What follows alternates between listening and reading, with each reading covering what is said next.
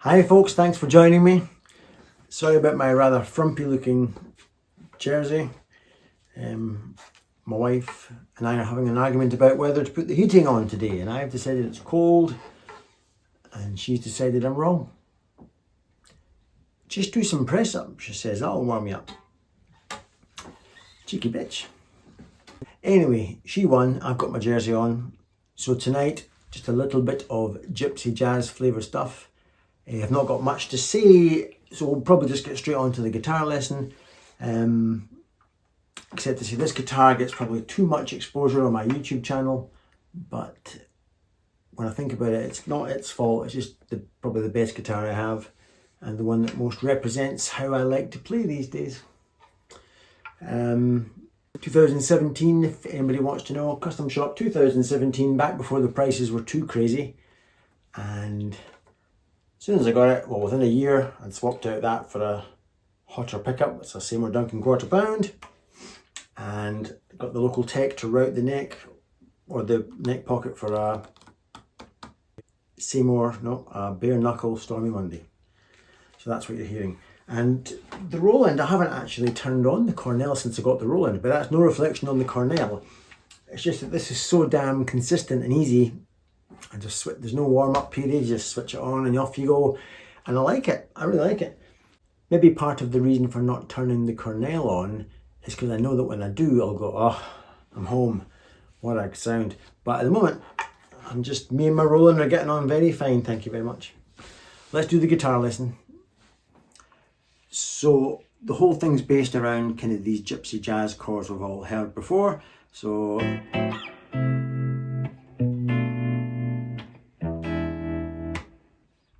E minor, dropping that root down makes it E minor 6, is that right? 1, 2, 3, 4, 5, 6, yes, E minor 6. I'm shaping it like that, and the A string is duffed out deliberately so you don't hear it.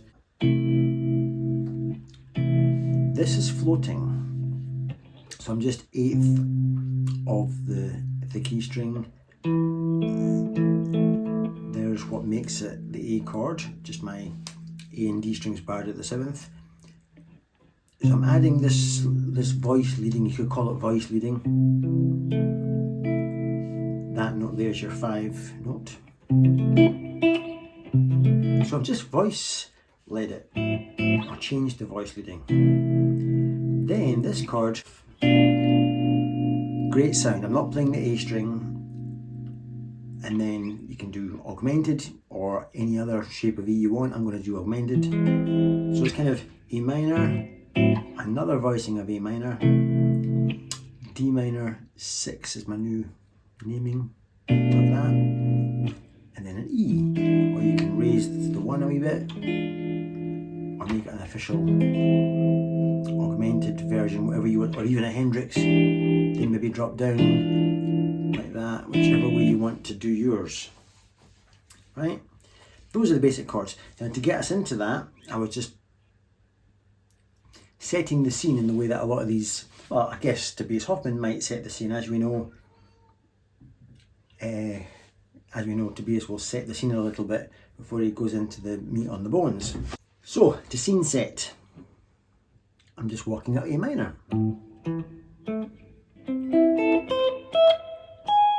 then I'm stopping there because I just love the sound of an A minor chord when the root note is slid down a semitone, and maybe even the root slid down 3, so you get like an A minor 6. But you get that little thing of, what do you call that? I can't be bored working it out. You guys can work it out, but love that sound. So I'm just kind of doing that. There's an A minor chord. But stopping there. And then playing a version of A minor 6 with this root note drop down. That would be an A minor 6.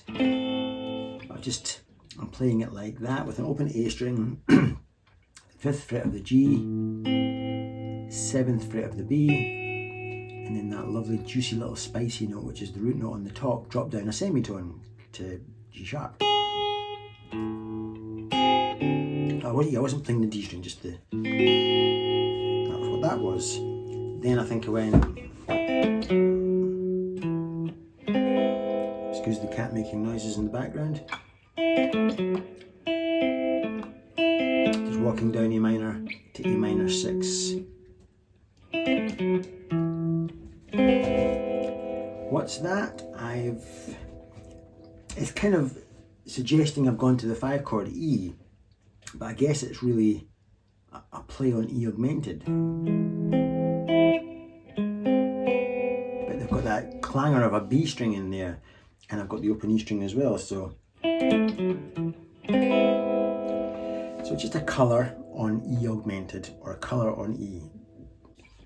Then I've done my thing again. The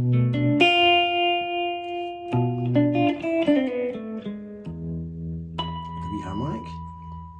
Then I'm getting a bit spicy.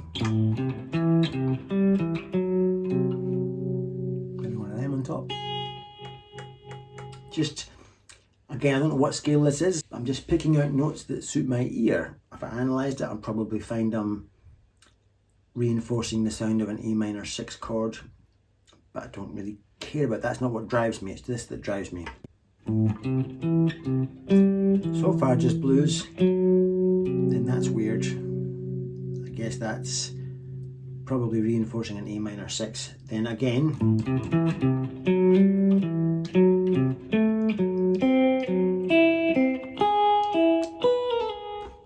reinforcing this sound of the A minor 6 with that little dropped note at the top. So I'm just, again, not being driven by that fact. I'm being driven by just what do I want to, what sounds do I want to make.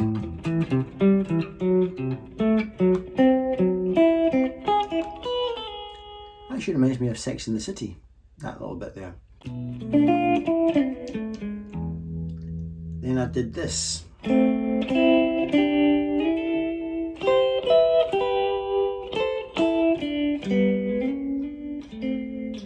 So A minor, two notes from the A minor blues scale, A. Couldn't be simpler, just barring the 8th fret of the B and E, up to 12th.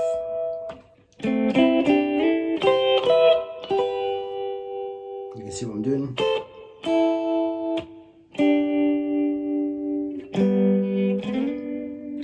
Just little double stops. Don't know what that is. It's a play on sort of F, maybe F13, maybe that kind of sound. But it's just, I'm just playing the thickest 4 strings, and I'm just fretting 2 of the strings, the E string and the D string. The A and the G are open. And again, I didn't go there knowing what it was. I just thought, I think it was an accident. I think I wanted to play something else, and by mistake I played that and thought, that's what it is. I want that. And then I played a little lick.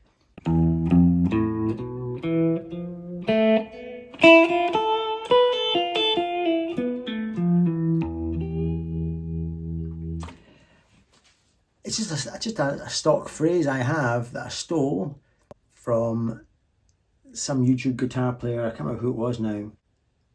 Patterns. I think I was into Bonamassa at the time, and Bonamassa is all about patterns, but this guy was saying, try this pattern. Start on your root note. It's ideally played over a 5 chord where you can really let tension build, and so you start on your root note. If you're playing A minor, the root of your 5 chord would be E, and it's a pattern of 1 2 1 2 1 2. Watch this. 1, because you've just gone up a semitone. 1 2, gone up 2 semitones. 1, because you've gone up 1 2 1 2. And you could keep going. I go. And kind of walk down it again a little bit. One more time.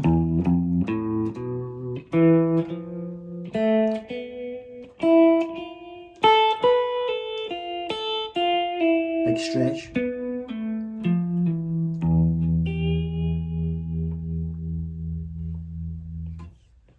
Is what it is. Then I think I did.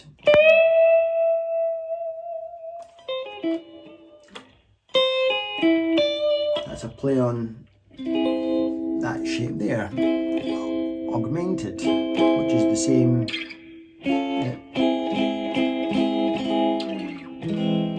Maybe 4 frets, because the notes within an augmented chord are always a relationship of 2 or 4 away from each other, if you analyse it.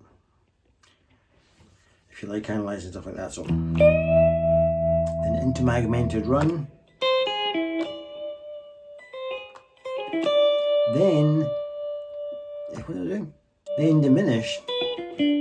So I've gone from augmented, but not in an intellectual way or in a theory way. I didn't say, well, I'm going to try putting augmented into diminished. No, I don't ever think like that. Diminished. Keeping on with the diminished. Then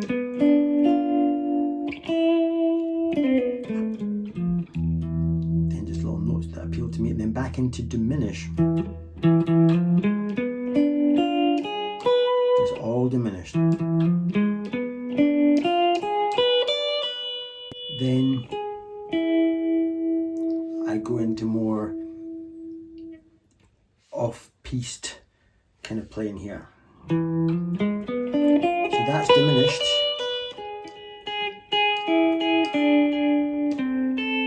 Now I'm just playing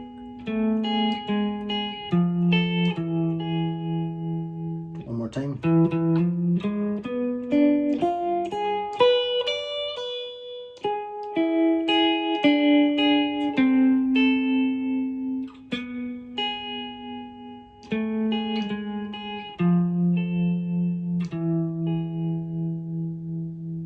Then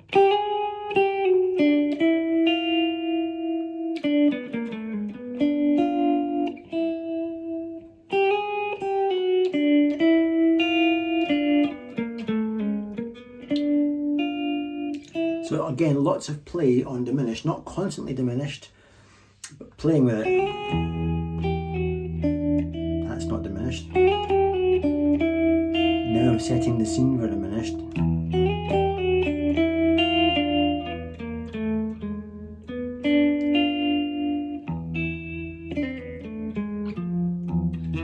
Just playing. Remember, these become set pieces, so I don't have to think or try too hard when I'm playing that stuff, not because I'm good, because I learned them some time ago and they've become stock phrases in my vocabulary, in the same way that you heard me do that. That's achievable because it's a stock phrase. I'm boring, but the more of them you have, although you're still truly a bore, you've got that many of them that you can pull the wool over people's eyes. Is that a new one, Paul? Aye, that's a new one. It's a hell of a new one. It's been in my vocabulary for years. Then I think we moved on to the song. So, and that's all I was doing with the chords. A minor 6, another voicing of A minor, then that D minor 6. I can't remember if I played an E7 or an E augmented. I can't really remember. Up to you, whatever you prefer. And I was just playing licks. I love all these dissonant things. Just, again, I'm not driven by theory, I just wanted to hear, I just wanted to experiment and see where the half-step rubs are. What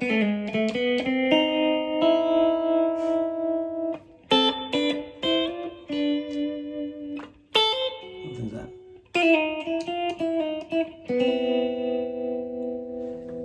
These are floating, so I've got a B string on, a B note from the fretted G string, but then I've got a half step rub with the first fret of the B string and an open E string just into the soup of sound. And that's a nice wee licky, a nice wee intro into lick.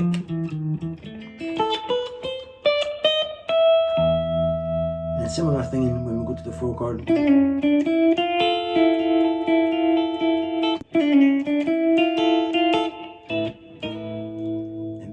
Chords. These are just little D minors, just tunes. Then a wee stock phrase of mine.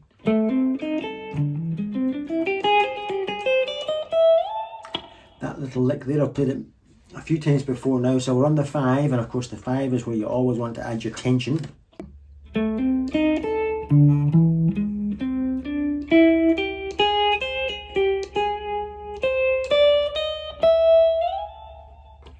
Slow-mo.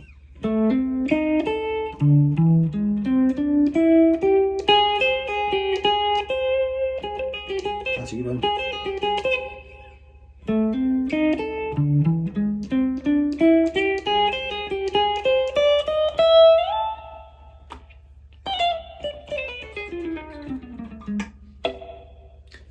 That was We're on A, of course. That's fairly self-explanatory.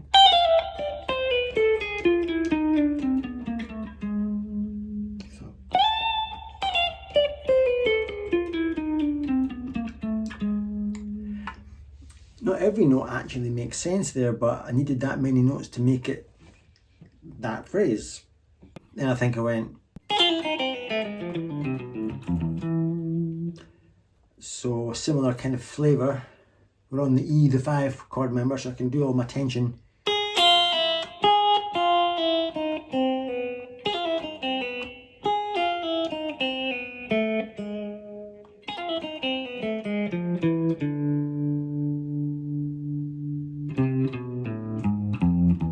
I think that was it.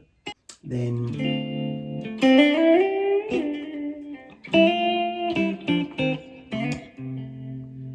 this turnaround lick again.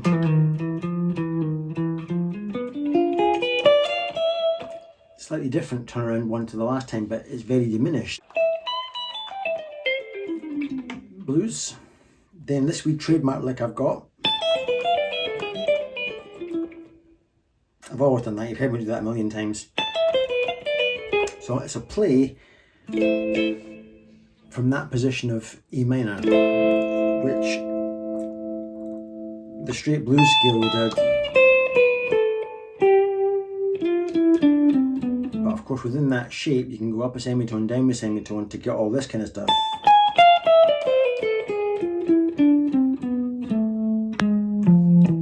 Basically turning that chord kind of into that chord. And you can get that whole thing going. So all that was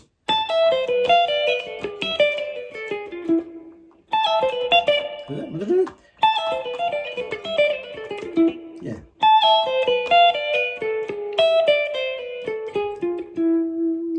Which is just part of a bigger trademark like that I've always done, which is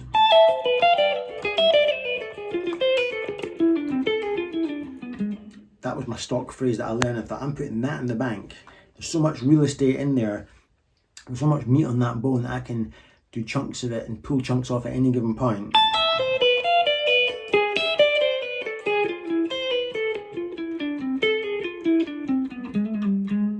So I didn't do that whole bit, but that's where I'm pulling from with that. That's what I did, folks, tonight. There you go.